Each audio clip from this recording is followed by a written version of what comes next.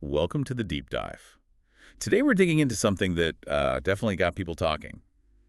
The cancellation of Amazon's The Wheel of Time after just 3 seasons. Yeah, it's a bit of a surprise for many, especially given how things seem to be going, critically at least. Exactly.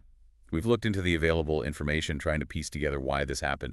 So our mission today is basically to understand the factors behind ending a show that, well, seemed to have a lot going for it. It really did. I mean, you look at the reviews for season 3, what was it, 97% on Rotten Tomatoes? Critics were calling it the best yet. Right. And it definitely had, or seemed to have, this dedicated global fan base. So it feels like a contradiction. Good reviews, loyal fans, canceled. So what are the sources saying? What's the main story here? Well, the primary reason cited by insiders, apparently, comes down to one thing: cost. Simple as that. Ah, the budget. That's often the killer for these big fantasy epics, isn't it? Seems like it. It had a massive budget, they say.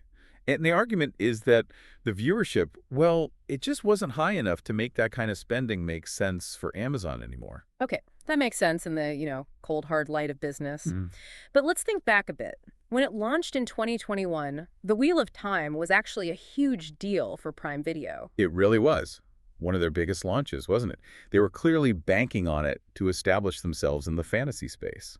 Definitely. And you can argue it sort of paved the way, helped set the stage for shows like The Rings of Power later on. It showed they were serious about the genre. So it had that big initial push, lots of marketing, platform support.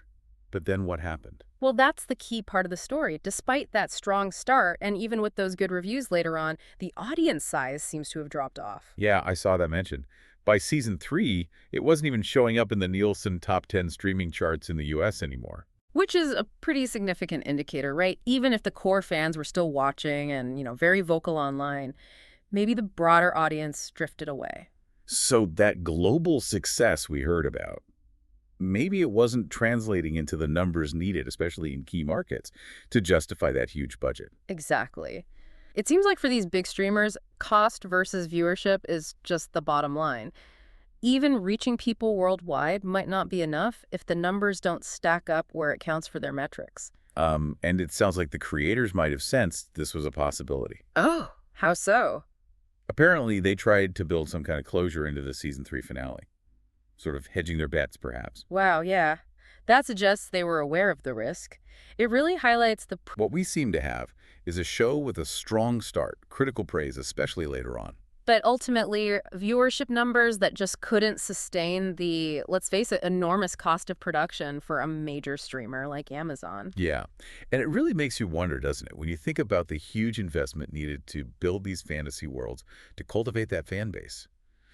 What does a cancellation like this signal? What does it say about the future, the long-term viability of these really ambitious, expensive genre shows in today's streaming wars? Exactly.